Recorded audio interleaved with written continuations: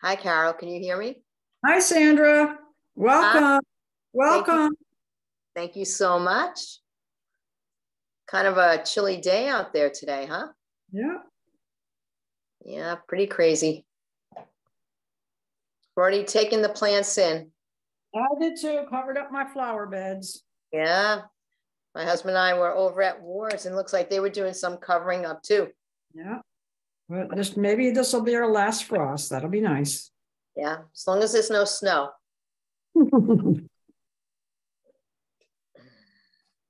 Hi, can you hear me?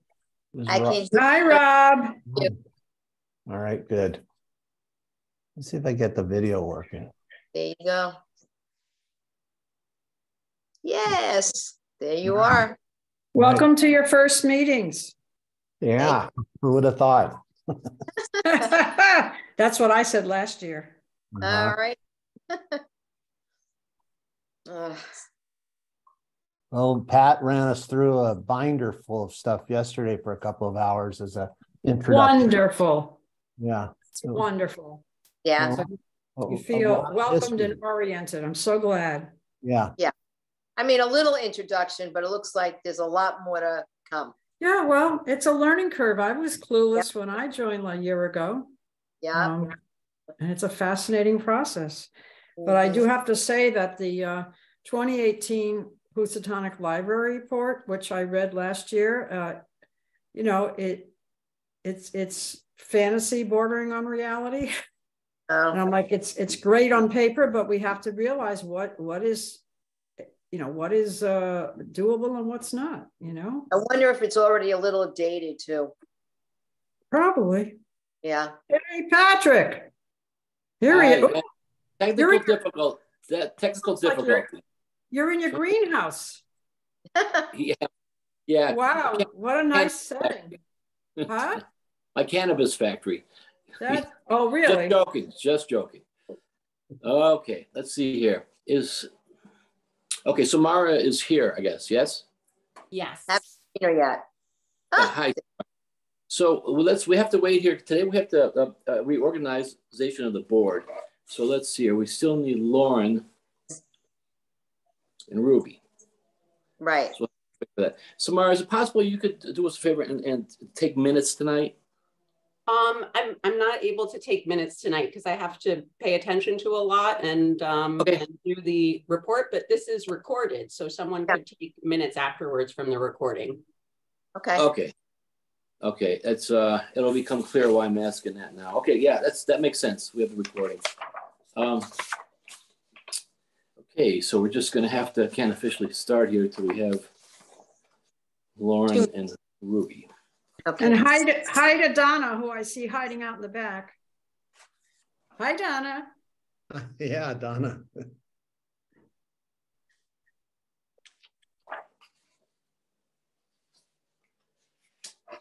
Okay, it's just 5:30 now, so it's nobody's late yet.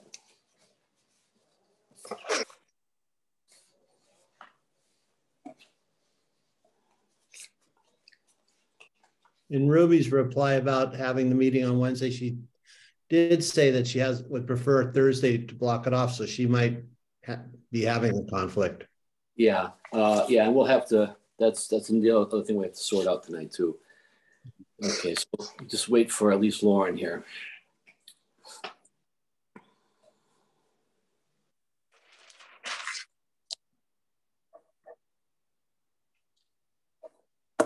Actually, I'll go off. Let me call Lauren for a second, just in case here.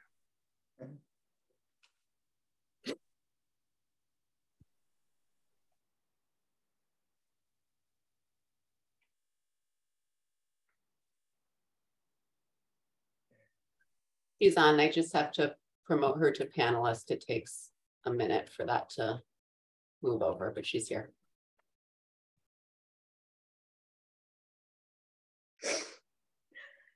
Yeah, let's give Ruby just maybe 2 more minutes here, just in case.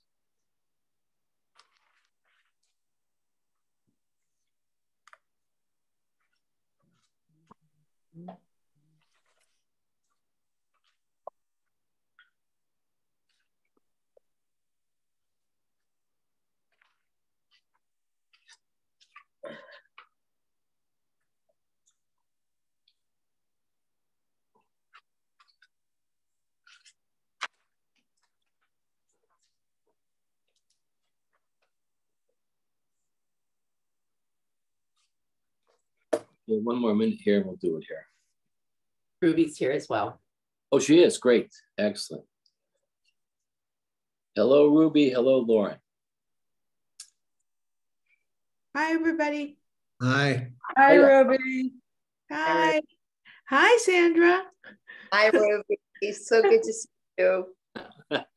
So what we have to do is actually, I can't even officially call the meeting to order here yet. So we have to do a reorganization of the board. So we have to officially get started here. Lauren. Okay, so there's got to be nominations open for the office of president or chair of the board.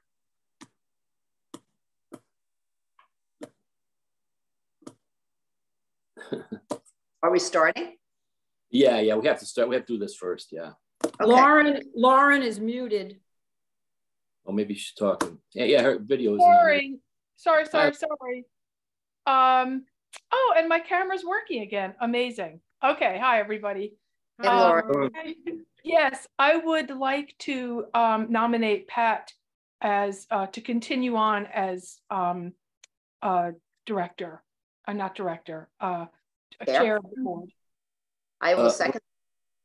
Thank you. Lauren, can you ask for other people, if anybody else wants to be nominated? Oh, would anybody else like to be nominated?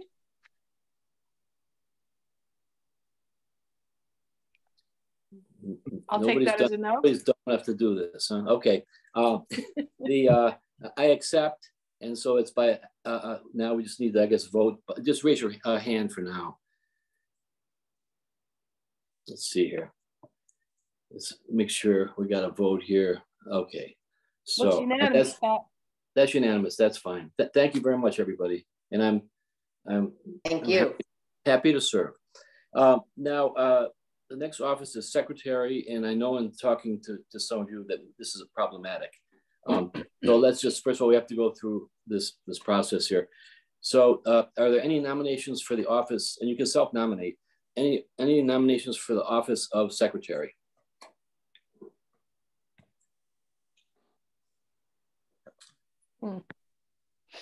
Okay, Carol, your hand isn't up, is it? No, I'm resting my head. Okay. I better take my hand down. It's a bad. We almost nailed you there. That's okay. A habit. All right, so there's no nominations for the office. I'd love to nominate someone, but I don't know that anyone is willing to do it at this point. I mean, I would love to nominate Sandra. Well, no, sorry. I'm getting a no from everyone that I've talked to. Yeah, the new folks, it's not fair to them they're not even for the process here. Well, let's just move on for now, and we'll have to, Ruby had a suggestion of going to the town. Who does it for this health board, Ruby? There's someone at the town that does it. It does a good job. So there's no, as long as it's recorded, she can do it. She doesn't have to be present. Okay, well, let me check into that. And it's, that's the problem we have. We do have an office of treasurer, which is kind of, it's in our charter. So we have to actually have a placeholder as the treasurer, which really Tamara gives us the financials each month. So before, I'm not sure how that happened. I know a treasurer, occasionally a treasurer, a secretary, or the chair may need to sign some warrants for purchases of things. And that's about the only duties that there is. So are the nominations for the office of treasurer? We need, we have a problem here because we do need at least a placeholder. Honestly, it doesn't do anything more than that of signing things once in a while at this point. Rob, would you be willing to do that? Of course, I'd love to. Okay. Right. I'd like to nominate Rob Schaefer for treasurer. Great. I know he's got a really great executive background. So there's a second on that? Second. Okay, is there any other nominations for the office of treasurer? No? Be that there's none. Let's just vote to make it official. Just raise your hand if you're for that. Great. Okay, that's unanimous. Thank you, Rob. Okay, now we can get started. So roll call. We're just going to go down. This is all official things, and roll call has to be a voice. Is Lauren continuing on as vice chair? There isn't a vice chair in our charter. Oh, okay. But I'm not vice chair. Oh, I thought you were. I'm sorry. She's our elder statesman here, actually. She's been doing this longer than all of us. So her institutional knowledge she's kind of like an honorary vice chair, I guess you'd say. So anyway, let's just do a roll call. I'm sorry. Eileen had her hand raised before, but I didn't want to interrupt this process. Oh, sure. Okay. And then she emailed me to say that votes must be by roll call. Okay, well, now we can, I can officially do it now that I'm president. So let's go back. I guess we need to vote on the two offices that we put in there. So this is a roll call for both votes. Carol, this is for myself for president, Pat Hollenbeck, Rob Schaefer for treasurer. Yes. Sandy? Yes. Ruby? Yes. Lauren? Yes. Rob? Yes. And Pat, yes. Unanimous on those. Thank you, Eileen. And so that's actually, we just did a roll call. We don't really need to do it again. That we're officially in motion here at 5:38, starting the meeting. We have approval of minutes. This is not something that Rob and Sandy can vote on because they weren't here for that meeting or the minutes. So this is the April minutes. And is there a motion to take those up for now? We need a motion. I'll make the motion. You said to take them off? No, we need to vote on the minutes. Right, No, I thought you said to take them off. I misunderstood. They cannot vote. Sandy and Rob cannot vote because they. I misunderstood what you said. Yeah. Okay. So anyway, is there a motion that we can bring up the minutes now? I'll just make the first motion to vote for the minutes of April. Okay. And I second that. Now discussion. Is there any alterations to those minutes? No. None? Okay. None. If there's none, then that's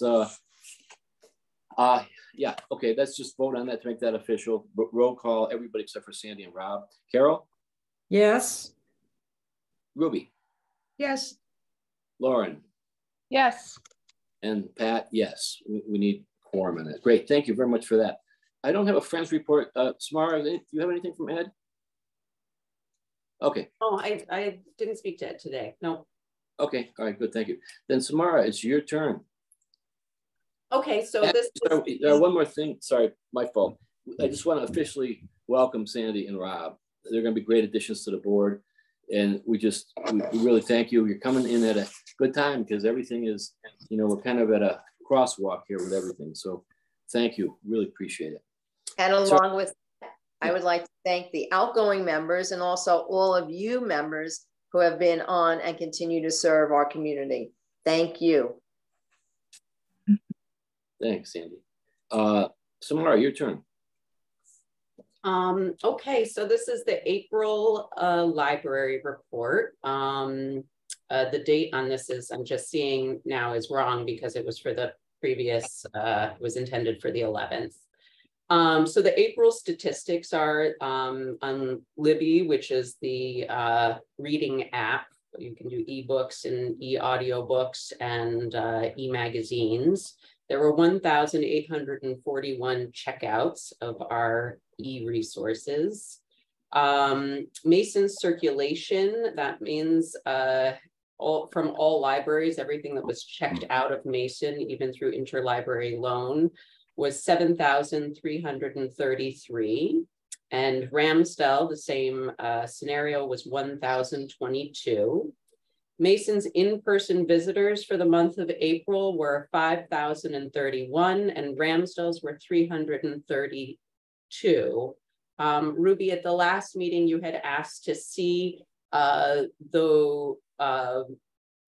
in-person visitors and the circulation numbers month by month. So since I started doing them was in September, they're plotted out there in a chart. The ones that have some of the cells have a little red triangle in the corner, and those are the months during which the front door counter was not working, which was a kind of ongoing issue. So those numbers aren't really reflective of how many people did indeed enter Mason. And the Ramsdell number that's got the little red triangle, that number is quite high, and that was Halloween, which was a really big night for Ramsdell. The budget is below. This is the operating budget. This is FY23, which will end at the end of June. These numbers are up to the end of April. As you can see from the budget, the amount spent and the amount left over, we're tracking fine in all of the different line items.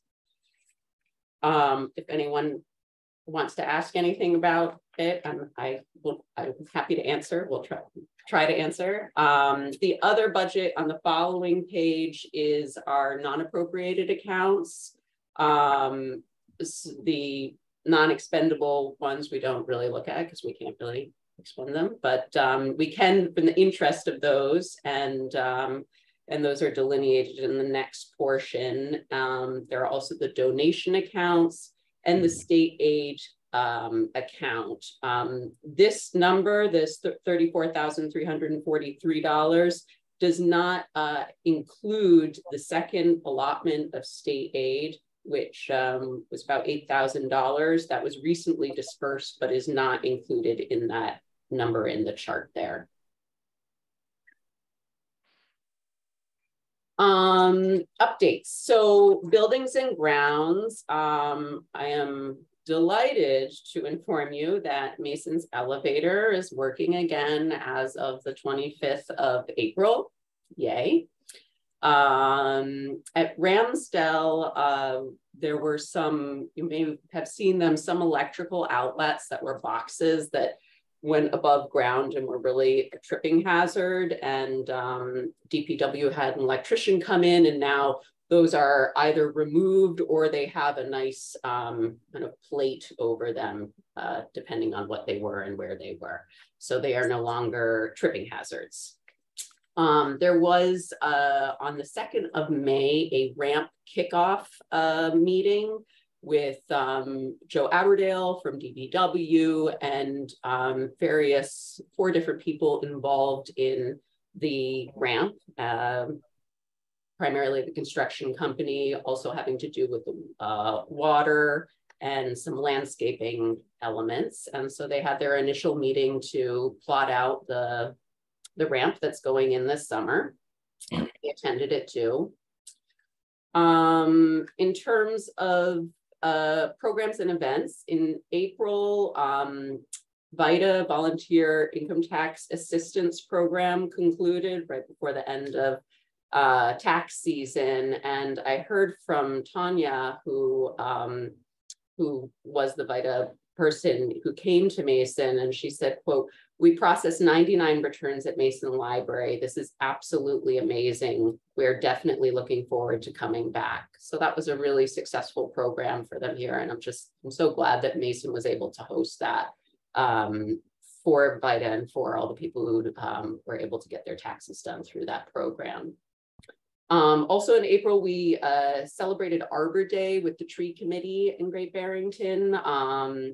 They set up outside, they had lots of information about trees, and they were giving away seedlings. They had tree-shaped cookies, and Lori from the children's department and some volunteers had a project of making what are called exploding seed balls, balls that you toss and then flower seeds go everywhere. So that was a nice activity, and also really nice for the library to do some, cross activity with different departments in the town.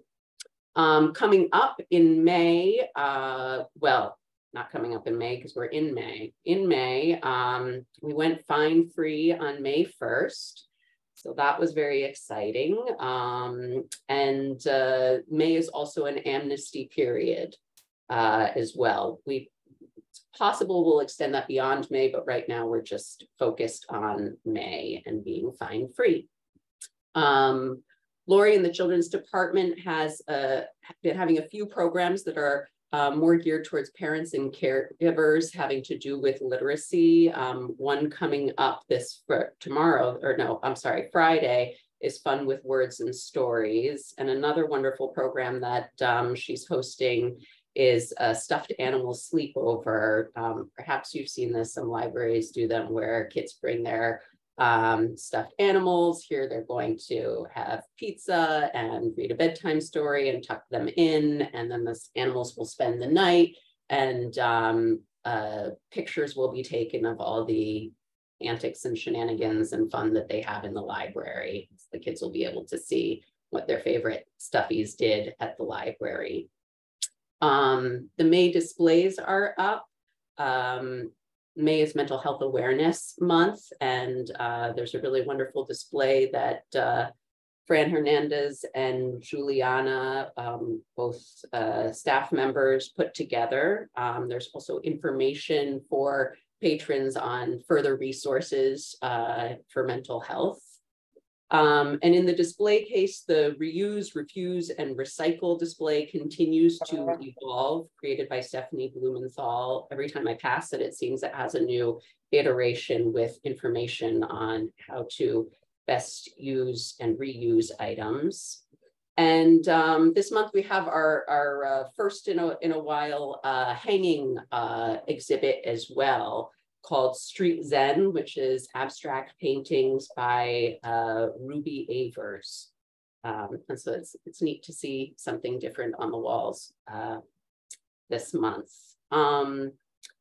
I have a few staff updates to share with you. I told the board last time that Dorothy Phillips moved, and so her position, which was fewer hours than our part-timers, became vacant, and we had a staff member who asked to transition to those hours, and so now that position is open and was just recently posted. They were posted internally due to union requirements, and then they go external. I would also like to tell you that our wonderful assistant director, one of two assistant directors, Talia Leodari, has accepted a position as curator at the Stockbridge Museum, and she will be leaving the libraries on the 23rd of June to embark on this new career, new adventure. It's a very exciting position, and we're extremely happy for her, and also so thankful for the tremendous amount that she has done for the Great Barrington Libraries over the past 9 years. And I also would like to inform you that I handed in my resignation as the director of the Great Barrington Libraries. I am not the right fit for this position, and I have a lot of responsibilities that I'm not able to manage it all. I'm going to stick around for a little bit while a new director is found, and yeah.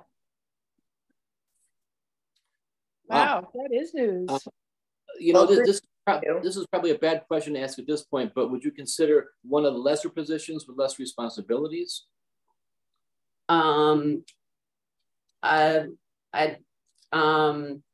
guess I don't really want to, that's a bit of a question, and I don't really want to answer it. Okay, because I'm just thinking if Talia is leaving, you know, you could step into something with less responsibility. We'd hate to lose you. I guess that's what I'm trying to say. Yeah, it's not, I guess that wouldn't, I guess I'd rather not answer that right now. Thanks. Okay. All right. Okie dokie. Yeah. Anything else? I hope not. Okay. Well, wow. This is, well, we can continue this conversation then. That's a lot of changes in 1 month. Phew. Yeah. Well, it's amazing because COVID changed everything anyway. Everything seems to be shifting, that it just doesn't seem to stop at anything.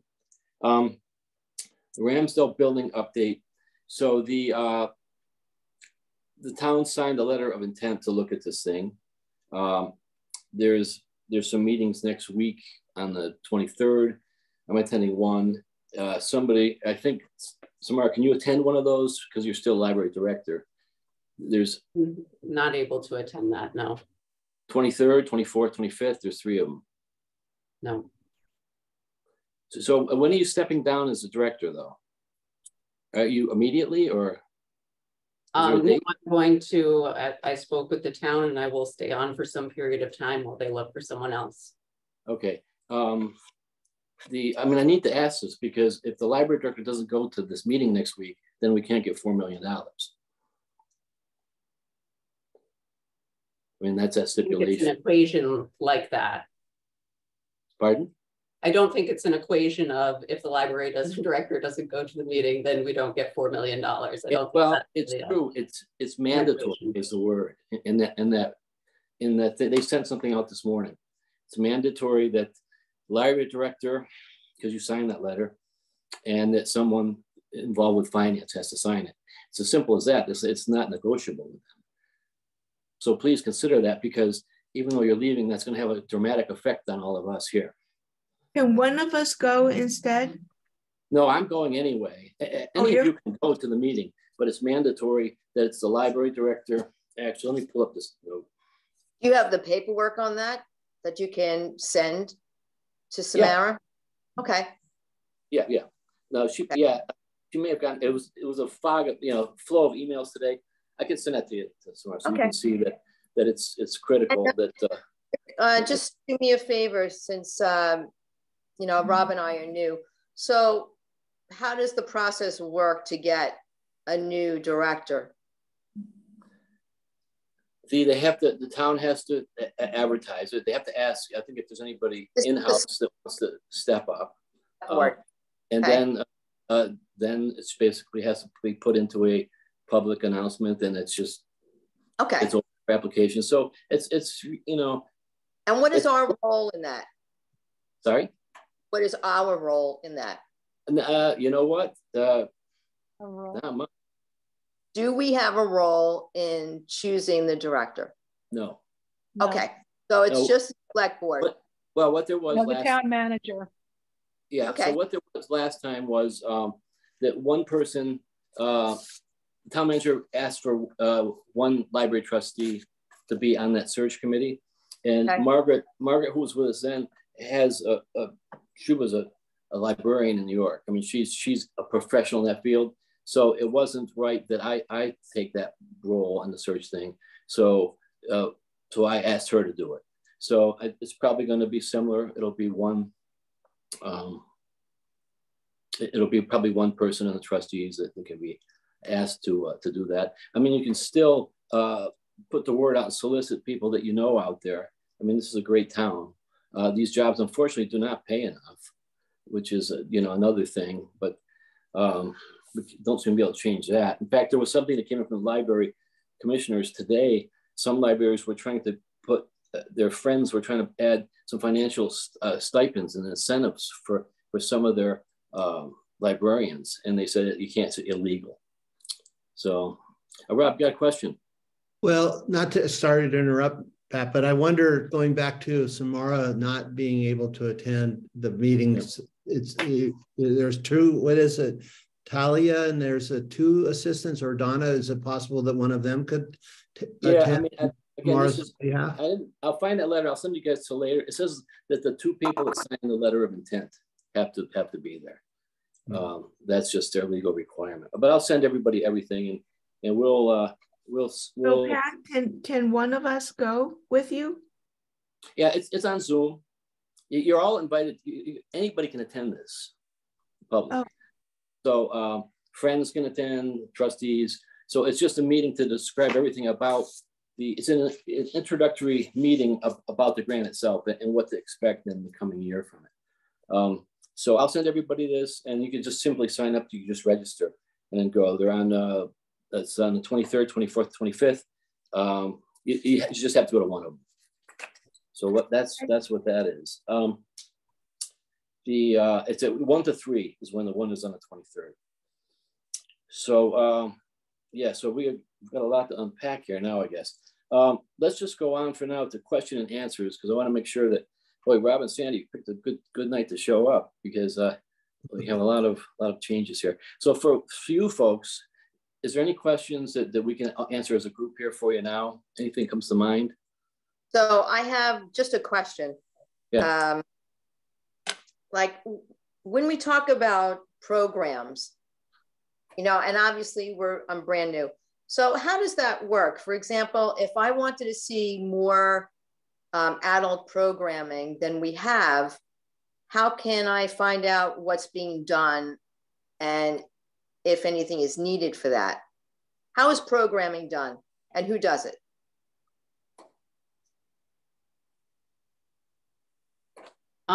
Programming is currently done by me, adult programming. We've had some constraints having to do with our HVAC system not working, so our community room was not usable. Prior to me, Talia did programming, and during COVID, there was a lot of, online things of that nature. We do have programming. There's programming coming up this summer, and So is there adult program? I'll just tell you why, because I was in Stockbridge Library and I did a food group. And it was great. And I was thinking, well, that would be a wonderful thing to have here because it doesn't require anything except for space to bring stuff in. So let's say there were ideas for programming. How would that get accomplished? You know, how do you get ideas out there to the people who will take care of the programming in the library? Well, I mean, currently I'm the person who that would go to. So, you know, we'll have to kind of see where that goes. We're not doing programming. We have a community room in the Mason Library downstairs. It was recently repainted and we got a new floor. It was very exciting. And now we just need a new HVAC system, which has been promised on the 15th of June.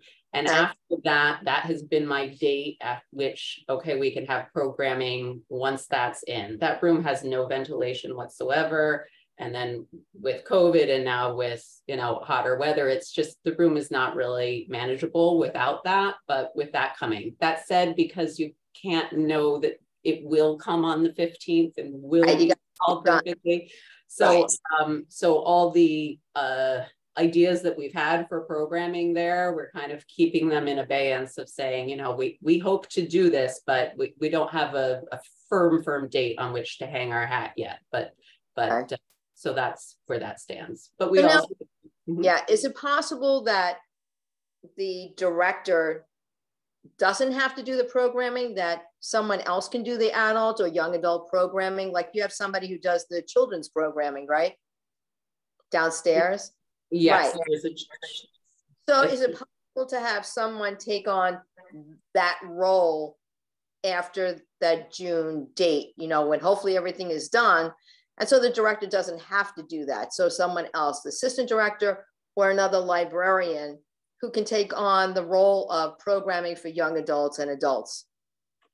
Young adults falls under the purview of the children's department. And for, I mean, programming is you know, it's a job, and we all wear many different hats here. And I've been wearing the programming hat. Previously, someone else wore the programming hat, and in the future, someone else will. So yes, so we'll do that role. I don't quite know who it will be yet. Okay, so it's not required that the director does that. You took it on? No, I took it on, and we, you know, when I came on board, we did some shifting of responsibilities and whatnot. And I really like programming, and so I was excited to take on programming. Okay, great. And then I have one other idea, and I don't know how to propose this or something, but Sheffield Library has an all-terrain wheelchair, and you could rent it out. It's like in the library of, what is that called? The Library of Things. Right. So, and it's kind of personal to me. I have a nephew who was in a swimming pool accident and is in a wheelchair now. He's in his 40s. I would love to have that for Great Barrington, Ramsdale, but I don't know the proper way of doing that. I don't know whether it's something that I myself could donate to the library, or as a community, if we have a way where people can donate to something like that, so they feel a part of doing something. So any thoughts on how that would work? I don't know. Well, we have a library of things at the Ramsdale Library where we are getting a ramp, which will make it wheelchair accessible. And that library of things is primarily focused on tools for improvement projects, and also craft related projects, and also some electronic, more crafty electronic area. So that said, you know, it doesn't need, those itames don't need to be in those categories necessarily. The Library of Things was established through a grant that Talia got, and created this Library of Things. And in terms of new items for it. I mean, in terms of donations, people give donations to the library. Because we're not a 501c3, we can't, you know, it's not a tax situation, but then people can donate through the Friends, Right. through that, and they could certainly earmark a certain amount for a wheelchair that works on all terrain.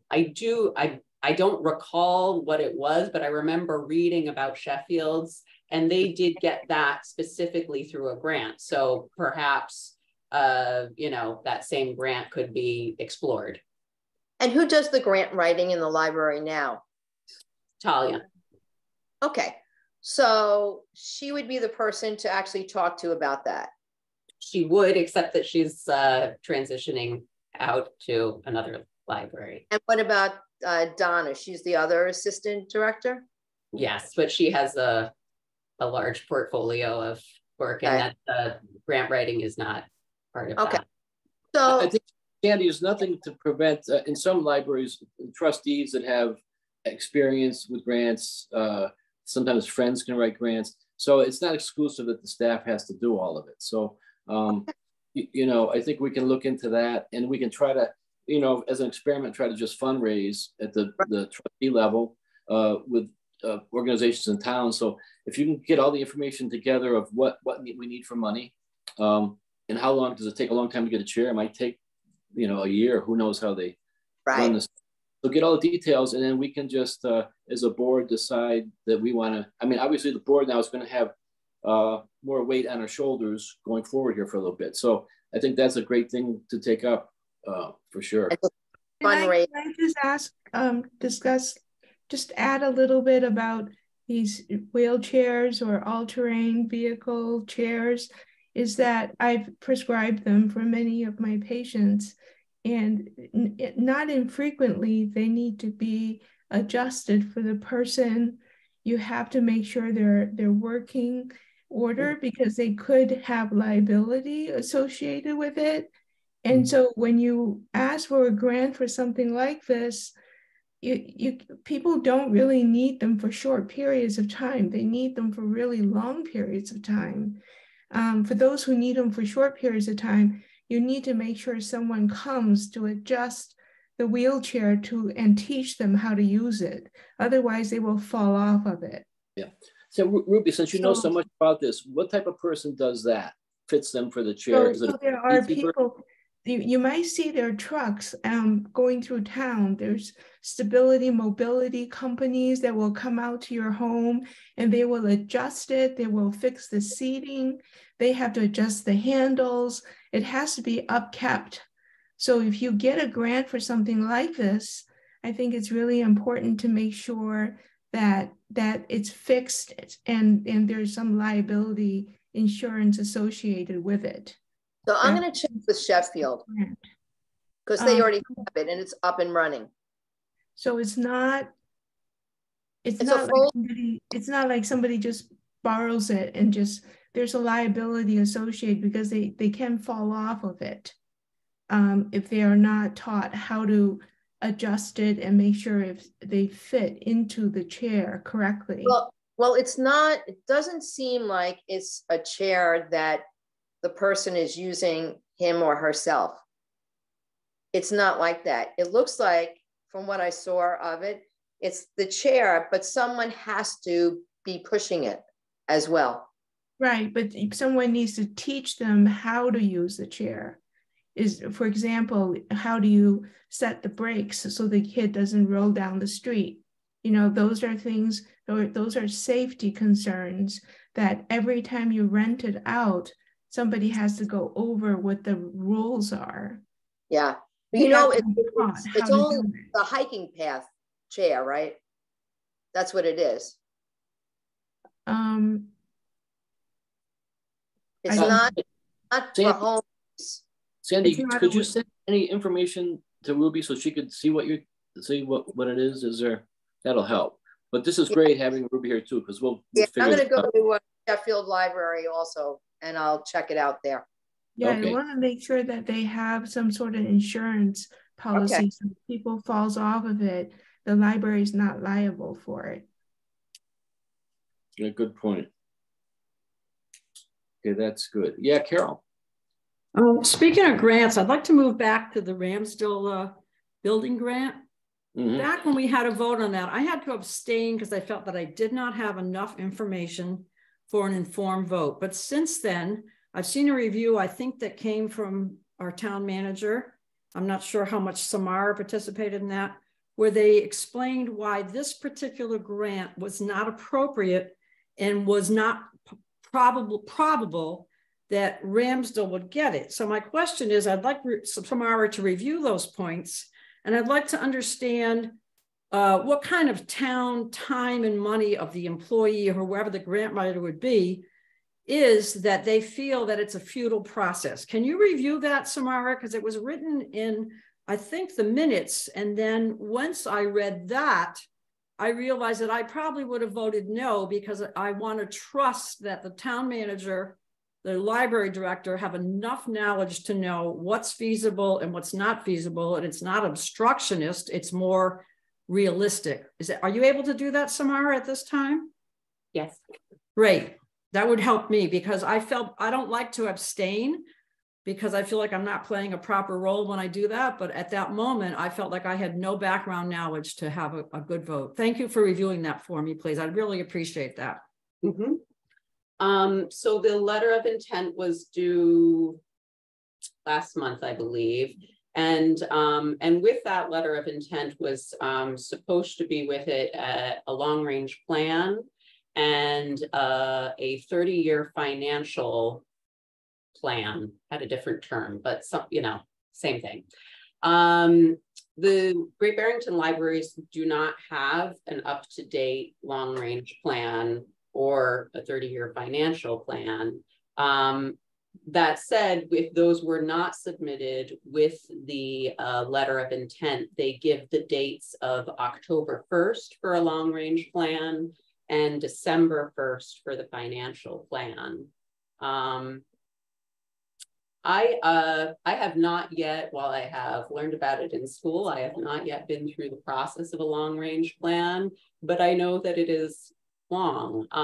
It involves a lot of discussions with the community and with the patrons and with the staff and with the board, and really a vision of where the Great Barrington Libraries, or specifically in this case, Ramsdell Library, is going. So I think it's really a process that needs to be thoughtful and not kind of just created for a due date. I think it's a beneficial process and one that the library should go through, but to give it the time and thought that it needs and deserves. So in terms of reasons why this would not necessarily be advantageous, was that twice before in the past, the libraries have attempted to apply for this grant, which comes about every 4 years, without success.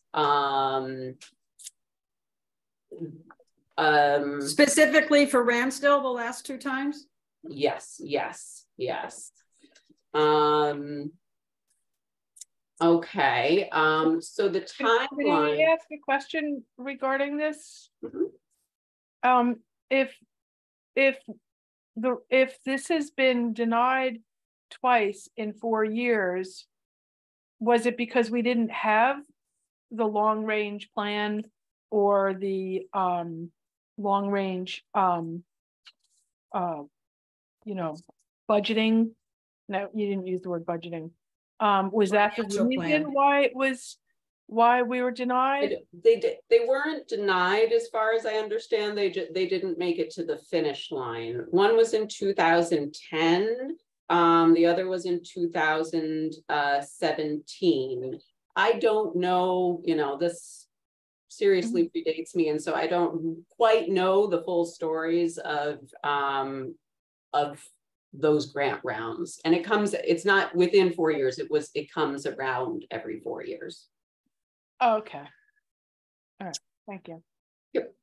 So the way the grant works is through, you know, the long range plan would be due in the financial plan, and then throughout the, I mean, of course, there's a, you know, it's a huge grant, so there's a bazillion requirements and things that you go through, and so you do all of this processes and work, and that brings you to the spring of 2024 when you submit it, and then then the town must vote on allocating about $150,000 in planning and design funding to commit to that.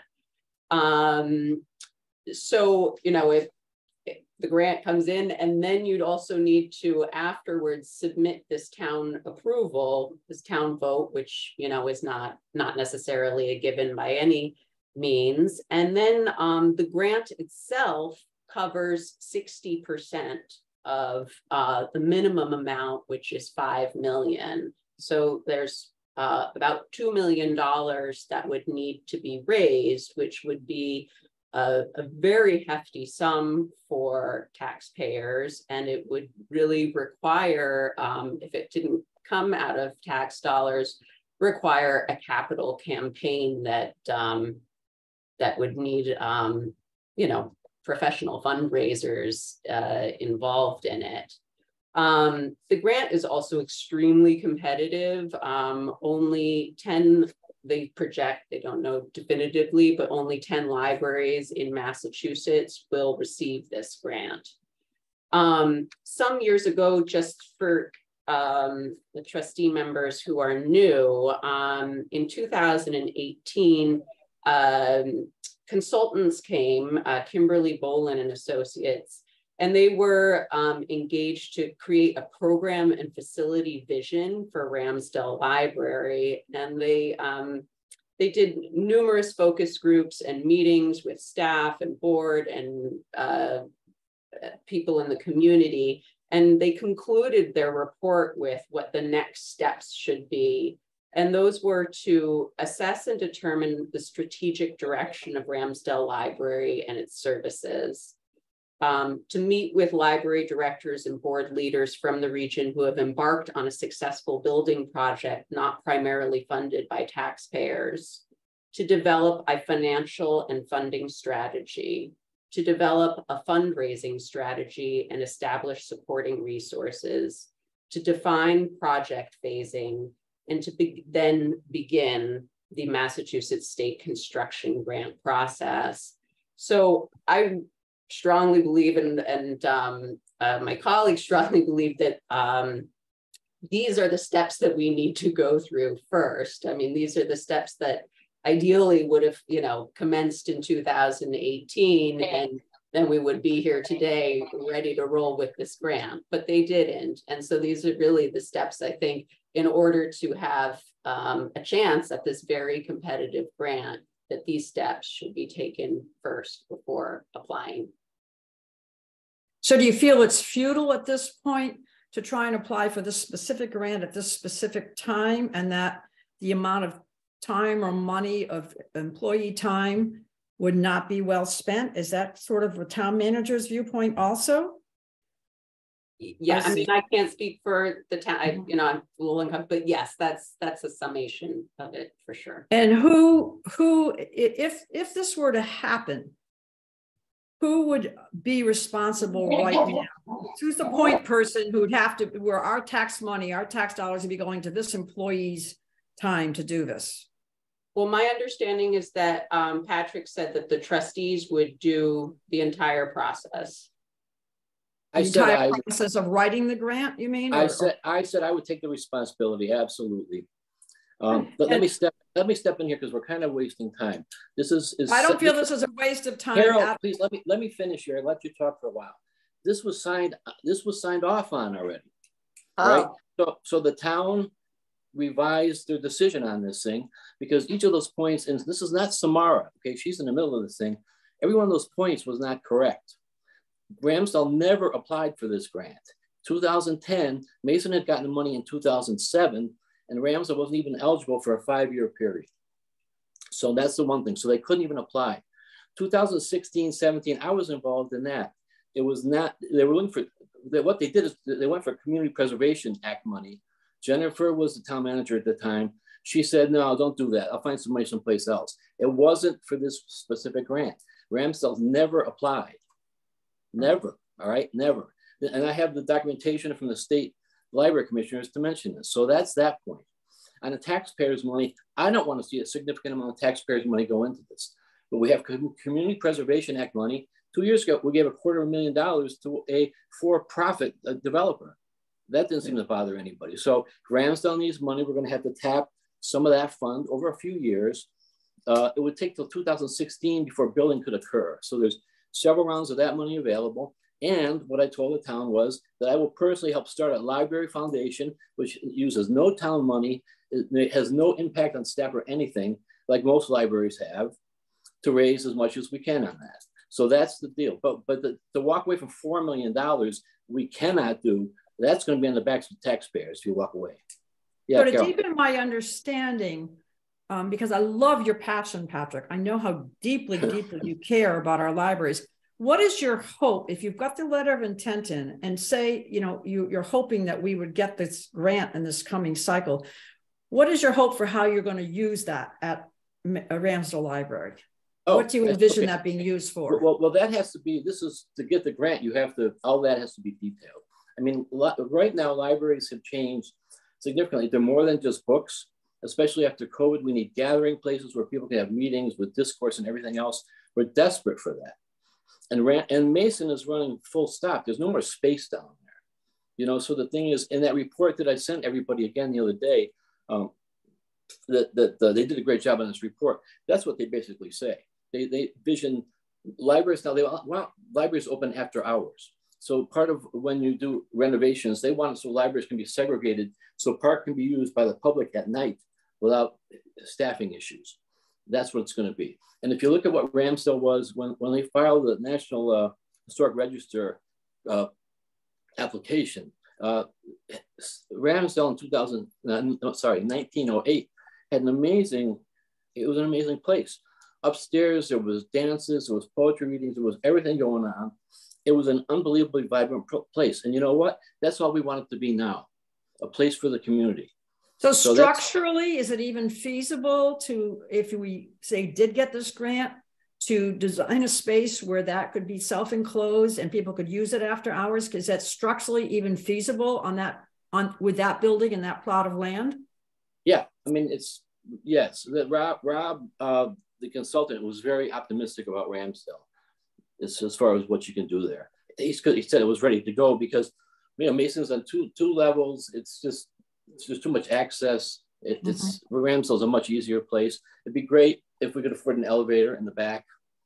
So would you have to put an addition on to Ramsdale? Some places, yeah, some places do. In fact, if you go to Hotchkiss Library in Sharon, Connecticut, they're literally doing that now. It's a building a little bit different than Ramsdale, but it's kind of the same age. They put this little addition on the back, which they put an elevator in for handicapped accessibility, bathrooms, and it goes down to a basement meeting space, and then it goes upstairs. So it's a perfect. It's really looks. I saw it a couple of weeks ago. It looks great, and they're in the process of that. But if you go online, you can see pictures of that Hotchkiss Library. Let me just add that I'm extremely supportive of Ramsdale and Housatonic. I think it's a community. It's a community that needs a library, that needs people and kids to be able to walk to their library. And I am fully in support of doing whatever needs to be done to help that get to where it needs to be and should be. So it's worth a try. That's great. Thank you, Sandra. Thank you. You know, Carol, back to your thing. It's just, there's no harm in trying because again, that $4 million that we're really going to need, if we don't get this, then the only way to do it when the building starts falling apart is going to have to be on the taxpayer's back. I really don't want to see that happen. Or use other funding, but why not go for something that could help? Yeah, I mean, that's just, yeah. So that's a story on that. I mean, everything's a challenge, but we just kind of like do what we can here, see what happens. So what's the next step? Once, you know, you submitted this letter of intent, so what's the next step? Yeah, and I'll send everybody everything tonight. The next step is literally a 2-hour meeting next week on 3 different days. You have a choice of which one to go to. And because I told the town I would take responsibility for this stuff, I'm going. But it actually, because the letter of intent had to be signed by the library director, and in this instance, the town manager, they have to go to one of those meetings. I think honestly, it might be the only thing they have to show up for during the whole process. You know, it's just this thing of getting everybody on the same page, of knowing what they have to do here. So the state for this stuff, the library commissioners are unbelievable with this. It's the best use of taxpayers' money I can imagine. Actually, Ruby and I today were on a webinar for long-range planning. And I think I sent you that a couple of days ago, everybody. And that'll be available on a recording. I think they said by Monday, Ruby, it'll be available for anybody to look at. Yeah. So, and then let me talk about that. Going back to the strategic plan, it was supposed to, we were out of date. So the last one was from 2017 through 2021. And so by 2022, we were supposed to enact another one. And unfortunately, Amanda left. It should have actually had it occurred during that process.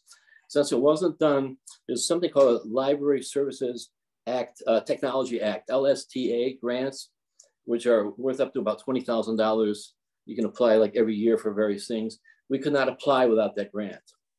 So many grants, you've got to have this or you can't get any money.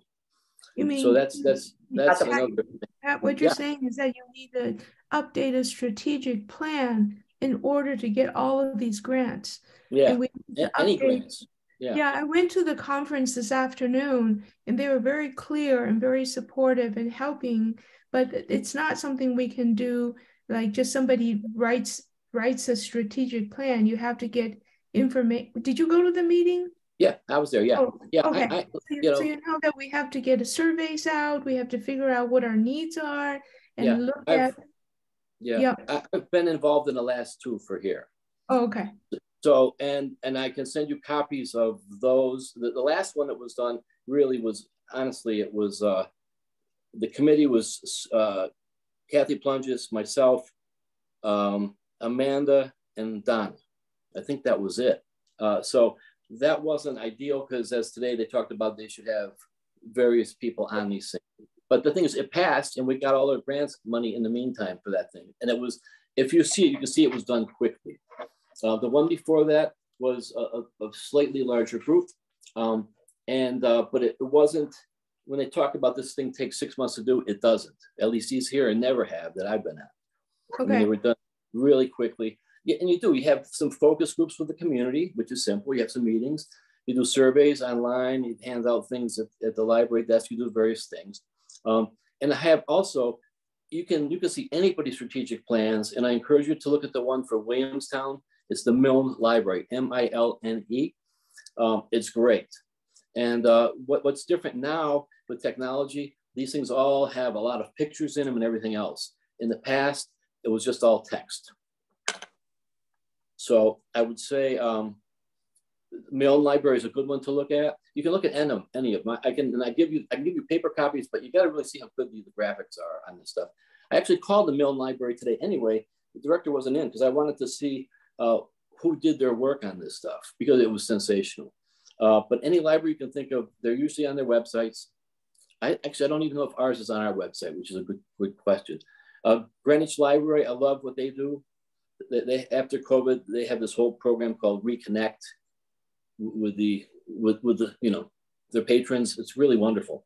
Now that's a library with a lot of money, but the thing is, the scope is different, but the issues are the same.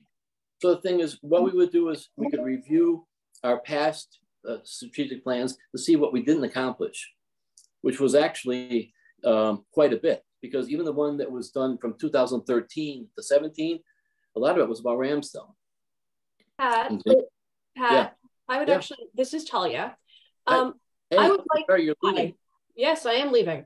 And to that note, I'd like to point out that I really do think it's very important that staff be involved in the strategic plan and the long range planning.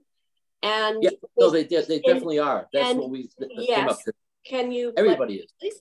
And you're losing a director and an assistant director, and it takes a long time to hire.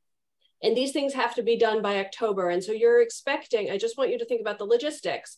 You're expecting 2 new senior staff positions to start and plunge right into long-range planning while they also have a library to run. I just want you to think about the logistics involved. No, you have a good point. And the thing is, how libraries do that is they don't do the long-range planning is much shorter.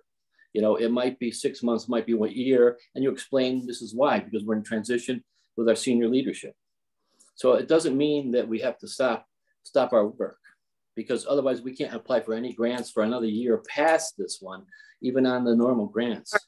Patrick, just hold on 1 second, a question. Sure. So for this strategic planning committee, does that have to be put out to the community? How do you get the people on that committee who are knowledgeable enough to do something like this? I mean, I've never done it before myself. Yeah, I think if you look at these plans, you'll see it's going to be a lot more user-friendly than you think. And it involves everybody, staff, patrons. They encourage you to get people that don't even go into libraries, because they should be part of the process. Why not? How do you get those people on the committee? We just we put an ad in the Edge. Maybe we put a sign in the farmer's market. We put a sign on the desk of the libraries. And none of this is hard. I mean, it's just not. But again, I have available our last 2 plans, which really wasn't much. And the thing is, libraries now have great ones for the same reason that you attract donors. That's your planning document to attract donors. So if you've got a vision for Ramsdale, that goes down in there. So now, some of the other places that you were talking about where they have video or they have pictures and things like that, do they hire out to promulgate that? I don't know, but I did call Williamstown today to find out. And so I'll probably get an answer tomorrow. So I already did that because Pat, I just downloaded it, and they're saying that they use the Massachusetts Library Commission consultant. So Williamstown had a consultant together. Good. So if you just, it's really easy. You just go on their website and you type in strategic plan, and it'll come right up 2022 to 2026. And when you click it, it will tell you who's involved, which include several community members, 2 trustees, and the director and the assistant director of the library, with the support of consultants.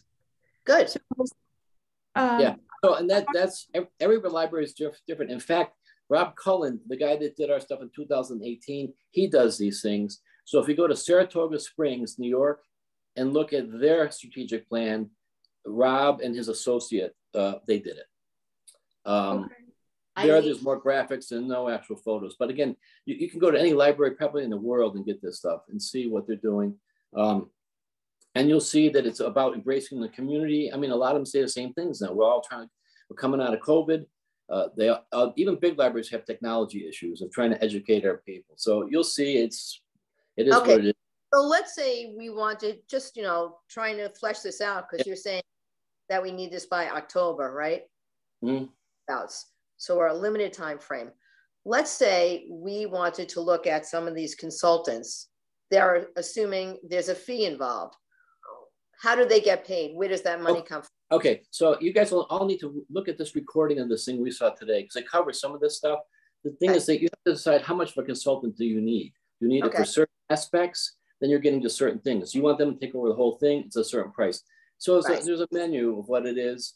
And obviously, if it's somebody in state, that's cheaper than bringing somebody in from California. So that's all in the cards there. How do they get paid? What's the line item in the library budget? Well, look, it comes sometimes in various places. Friends pay. Okay. It depends how you do it. Sometimes it's contributions, it's budgets. It's there to pull from. Yeah, we have to just figure that out, like we did with the other times the consultants came in. Okay. So it's all there. It's not easy, but we got it done.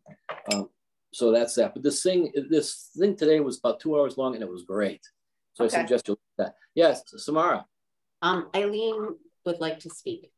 Sure, Eileen, please. I was going to ask what Sandra just asked, because I don't recall when the library's budget was presented that there was enough money in it to pay anybody. No, there's not. Okay. No, the town's budget has nothing in it for this next year for that. No. But the thing is, like I said, if we didn't apply for an LSTA grant last October because we didn't have this, and those grants, you know, can be about $20,000. If we don't do it this year, then it's $40,000. So the thing is, at some point we have to, as trustees, this is our problem now. And I should tell you, with this long range plan, the approval of it is by the trustees. You're the ones that mandate this thing. So it's some towns, the trustees stay out of it, and the document's given to them, they read it, they vote on it, or they amend it or something. But the power of that lies with the trustees. But Pat, but answer that question though. The money to pay for someone to help us do this, where does that come from? Well, we don't. It's not. Sandra, you need to look at the presentation that was this afternoon. Yeah. Yeah, it tells you everything, and you don't actually need a consultant. So many towns like ours, they don't hire a consultant. They actually show you that there's a book that somebody has published to teach libraries how to do this. Okay. Yeah, so you don't need all that money to do something simple, is what Pat is trying to tell you. Yeah. All right. So you just have to wait till Monday, and you'll understand much better what this is all about, why there's a strategic plan, why we need it, how do most libraries do it. They tell you step by step. And the presenter is actually a consultant for the Massachusetts Library. And so she's very knowledgeable. And there are many towns that do it without paying money. Okay. Okay. Yeah. So you just have to go through with it and look at it. Yeah. And just in your spare time, if you just pick a library, go to their website and see what they have for strategic plans. I mean, I saw a great one from, I don't know if it was some little Scarborough, Maine, I think it was. I mean, some of these places are small. They do a great job with this. But the thing is, Williamstown is really excellent. You read it and you feel invested in the library just by reading what they've got and what they've done. So part of it is they describe their history of where they are, and maybe how they work with the strategic plans that they just got done with. Did they follow it or not? You know, and then so they put down their strengths and weaknesses, and they come up with this. Ours will be a much shorter one for the reasons that Talia even said. We can't go further out, and we don't know who's running the place. But we can definitely, we need a strategic plan right now to figure out how to do anything. Right. Whether it be getting some of these grants that are coming in or whatever. So, and this is putting aside the building grants. I mean, we need that so we don't go another year without applying for the LSTA grants. Good. The LSTA grants, by the way, when I was checking into this, we've only had one of those grants since 2012. Oh. One, awesome. Which means that I'm not sure why that is, but the thing is, we are not the norm when it comes to asking for money. I think I can tell you that. So I think that's, well, this was a hefty discussion. Is there anything else on this? Anyway, the strategic plan stuff, Ruby said it more eloquently than me. You just got to watch this video, which will be available to you starting on Monday. And Laura Dede is the person that Ruby's talking about. She is great. She's one of the leading people in Massachusetts at the state level where she works. She's like a trustee advisor at the state level. And you can call her or write her any questions you have. She's great. So I recommend that. Anything else on this? I hope not. Eileen, is your hand still up, or is that just for practice? Nope. No, okay. Thank you. I have one question back to the artifacts that we signed off on. There's some controversy. You know, Samara, you know what's going on with that? That there was something in the edge that we improperly gave some things away that really do belong to the town. Has there been any? We did not improperly give away. We returned, we repatriated artifacts of the Stockbridge Mohicans to the Stockbridge Mohicans. Okay. But I guess there was some artifacts that it was Garrett, what was his name? I forgot who wrote this thing. But there was some question on some things. So have we had any have they contacted us at all? Because they did say the library gave the stuff away improperly, which is kind of a drag. If it's true. Actually, Eileen knows again. Eileen's hands up. Eileen? The Historical Commission felt that it should be involved when artifacts are given away. Not that it should make the decision, but that it should have some input.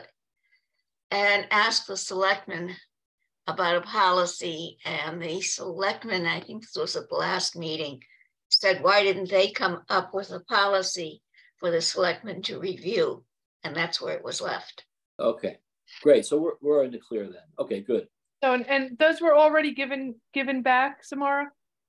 They're with, they're at the satellite office in Williamstown, and they're working with Williams students on taking 3D photographs of them and creating a panel, which the Great Barrington Library will also get a copy of, and then they will go to the Arthur E. Miller Library and Museum on the Stockbridge-Muncie Reservation in Wisconsin.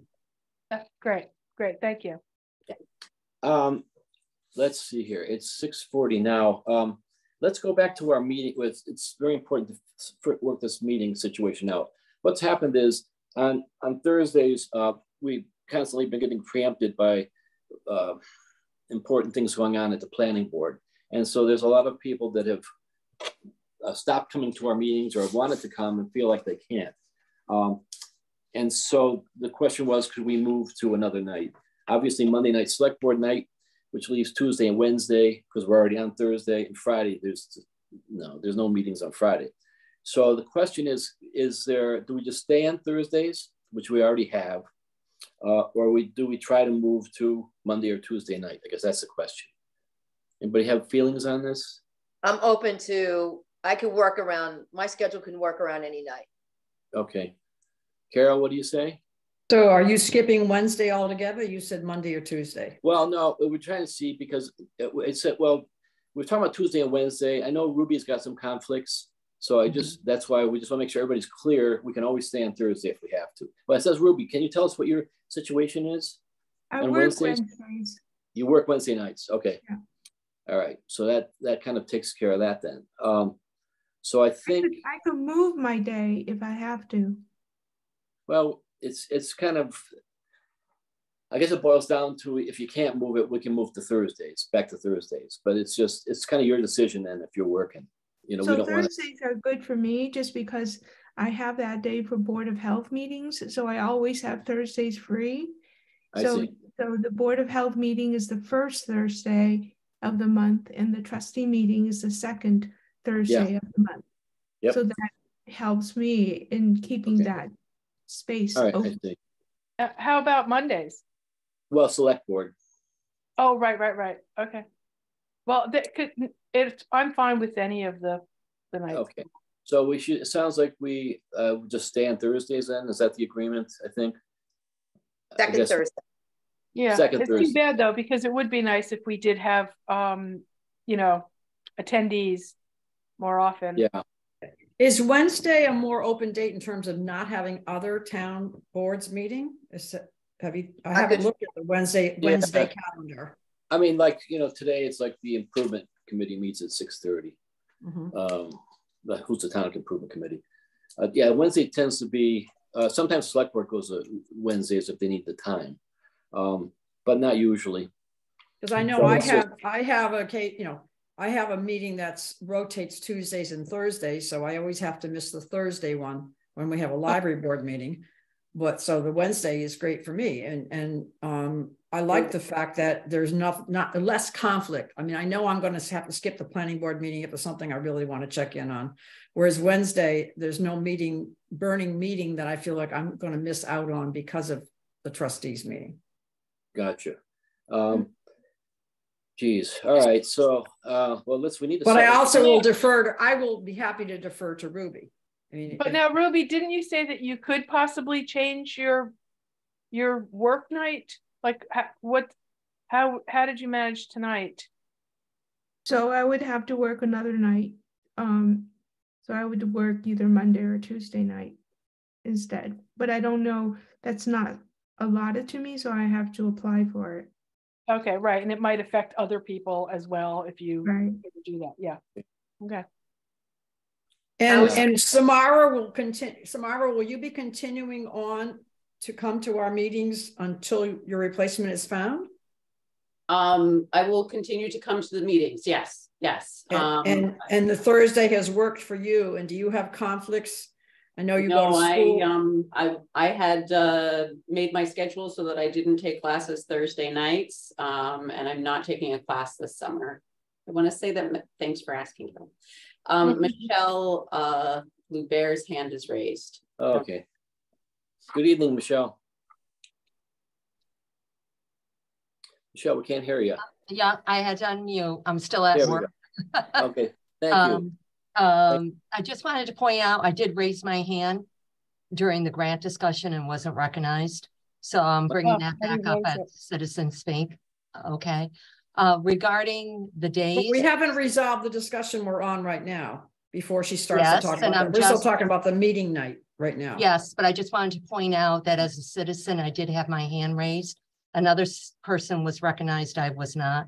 So I simply didn't see it. That's okay. No, I'm saying I'm bringing it back up again as Citizen Speak. Regarding the meeting nights, Tuesday nights are also a busy meeting night, particularly with the Finance Committee when you go into budget season. There are meetings run Monday and Tuesday nights. Thursday nights, it's Planning Board, Board of Health, Housatonic Improvement Committee. If you're taking on a project with regard to the Ramsdale, you are probably going to need citizen support. I'm a Ramsdale advocate, and I would be unable to attend Thursday night meetings. It's been a Thursday night meeting for a long time, often conflicting with other meetings. And I appreciate the fact you're looking at it, but again, if you're involved in town government and you trust me, you got to watch the planning board and what they're doing all the time. So I'm at every meeting there with Housatonic water issues and other health issues in Great Bear and Housatonic. You're on the Board of Health. So if you care about our libraries, you want to be part of that. I've told Patrick sometimes I'm in an office with one laptop and in the bedroom there's another laptop going, and I'm going between two meetings, the planning board, Board of Health, library trustees, etc. So are you saying you prefer Wednesday, Michelle? Absolutely, because there's rarely any other meetings on Wednesday. Sometimes, like Pat pointed out, there's overflow. But, you know, the select board will use Wednesday if there's overflow, but that's rare. So I myself as a citizen, Wednesday would be great. But again, I know you have to listen to the board. Thank you, Michelle. All right, so we're back to this question again. So I think, Ruby, you don't even know if you can miss anyway, though, what you're saying, because it's a schedule out of your control. Well, I could switch. I could request to switch or just not work anymore. Well, I guess if you're willing to investigate that. Why don't we do this? We certainly don't want you to have to not work because of this. So could we do this? We have a little bit of time before we have to set the next meeting. So right. Ruby, would you know by like June 1st or so? Yeah, I can get back to you. Okay, why don't you do that? And if you can switch, then we'll do Wednesdays. If you can't, then we'll just do our Thursday slot. Okay. Okay, thank you. Thank you so much, everybody. Appreciate that. Is there any other question and answer out of Michelle's? Is your hand still up or is it up again? I'm not sure if it's. No, she's going to come back for citizen speak. Okay, so now she's off. Yeah. Okay, so any other question and answer out of us folks? No. All right, so we let me see here. We talked about we have the information about the budget stuff there. So we're basically on to citizen speak or media time. So Michelle, you said you had some other comments? Yeah. Yes. Thanks, Patrick. Michelle LeBear, 70 Division Street. The reason why I brought up raising my hand during the other discussion was because you kind of closed the discussion. So I wanted to apologize for bringing it back up again at Citizen Speak. That's all. No, that's fine. Okay. First of all, I just want to, I'm hearing kind of two different stories going on here. A lot of people use the word strategic planning and other people use the word long range planning. And there are two different things. They work together, but they're two different planning tools. So what is the grant looking for? A strategic plan or a long range? Strategic. Okay. That being said, one of my favorite things, my daughter had lived in Somerville, and we were walking down the street, and lo and behold, on the street was Ramsdell Library's sister library. If you go to Somerville, identical library to the Ramsdells there. It's absolutely stunning. And the same, I believe it's the builder or the architect who did the Ramsdell, did this library as well. I went on and downloaded their strategic plan. It's 12 pages. I write emails longer than that. So it's simple, concise, to the point, well done. And this is Somerville, just outside of Boston. So I wanted to point that out. But like I said, I'm hearing long range and strategic, and in long range, you know, if you're talking long range, that can be a difficult process. Strategic planning, although difficult, is manageable. I also, I just want to confirm, Pat, that the letter of intent was accepted, wasn't it? Yes, okay. Correct. So having written grants in a past life, oftentimes the school district I worked for, we would do a letter of intent just to see if it was an option. So the door was still open. Doesn't mean we're going to apply for the grant. We do the letter of intent. So I'm glad to hear that at least it's been said, hey, you know, you may have something here. Another thing, I was at the meeting where the town manager explained the reasons not to apply for it and listed them out. And then I hear on the other side that those reasons aren't exactly accurate. That's upsetting to me, because as a taxpayer and as a citizen, I want information that's open and transparent. Also, I just attended an annual town meeting where $50,000 was given to a bowling alley. Okay, this is our library in Housatonic. It's pivotal to the Housatonic community. We have a town manager, we pay well. Assistant town manager, we pay well. We have a library director and assistant library director, and I'm talking about positions, not the people in those positions right now. But as a taxpayer, if you look at part of the job, it is grants, particularly at the town manager and assistant town manager level. So it's a little frustrating. I'm still at work. I'm a school employee. And as a matter of fact, what I'm doing is I'm reconciling grants right now. So that being said, again, my taxpayer hat on, it's like, wow, I don't get to pick and choose. I can, what I do, if it's needed, I do it. So I'm a little frustrated right now. And I know this grant could be a daunting process, but I'm glad at least the trustees are looking at it. My other question is those webinars regarding the grant. There's one Tuesday, May 23rd, Wednesday, May 24th, and Thursday, May 25th, if I'm correct. Can anyone go to those, or is that reserved just for trustees? Yes. No, everybody. Oh, okay. All right. Public, I did not know whether it was for library people, you know, like staff and that sort of thing. And I see that they're recorded as well. Yes. So okay, that's good. Okay. So I appreciate the Board of Trustees at least looking this over and having a discussion about it, because once it's gone, it's gone. And I'd hate to see that library boarded up someday like Housatonic School. Thank you. Yeah, thank you. Also, I should point out something that the state is flush with money from the government from COVID. And that's why that they've opened up this grant, and it's pretty lucrative. But it's actually been 7 years since the last building program. 7 years. 7 years from now, it'll be you know, the last renovation in Ramsdale was 1930. Wow. So it'll be 100 years for that to have happened too. So the building is old. It's not going to last forever. So it's going to end up, as Michelle actually just said it, it'll be like the school or the firehouse or something else that just starts falling apart. And then there's an albatross around, you know, taxpayers' necks. So the thing is, this is the last public building we have down here. This is our last chance to do something.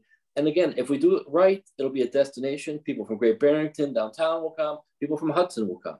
You know, if you put on robust things, people will come. That's what we're trying to do. So anyway, that's it's a pretty intense meeting. But that's what we got. And we'll just keep soldiering ahead. Michelle knows a lot about the strategic grant writing stuff anyway. I think she actually has a degree in something like that. So maybe she can help us move us forward too. But honestly, the information online, just pick a couple of libraries to see what they have. Again, Greenwich is really extensive when they do this stuff, but they went through a library director search too in the midst of one of these things. So they did the same thing. They just had to say, listen, we're in transition here. So this is going to be shorter than our usual strategic plan, but here's what we're going to do. So that's that. Eileen, do you have any more questions? No. Okay, thank you. Michelle, your hand's up, I think. Yeah, I just want to say with the library director and assistant library director leaving, it is going to be daunting. It would be daunting for either if only one of the positions was leaving. And my background, I did grant writing for 12 years. But my degree, my education isn't in grant writing. I mean, to be quite honest with you, I think anybody can write a grant if you're passionate about it, you know, and you just fulfill the criteria of the grant program. But like I said, I like to see staff involved, not just the library trustees and the citizens. Again, we're paying, I know we're paying salaries to people, and I would expect them to participate in the process. Thank you. Okay, thank you, Michelle. We kind of end here with board speak. Does anybody else have any other parting comments here? There was a lot to wrap your head around there tonight, and sorry about that, Sandy and Rob. You can't get out now either, by the way. It's like a Rose Motel. You got in, but you can't get out. 3 years. I would just like to say that I, quite a few years ago, ran on saving the Ramsdale Library. That was my mission as a library trustee. And I've done some work to try and make that happen, but it has not happened. And I'm still passionate about making that happen. So I just wanted to say that. And I believe that, especially, you know, how Michelle put it, it's like, well, I didn't agree with how things went with the school, and I would not like to see the Ramsdale Library boarded up either.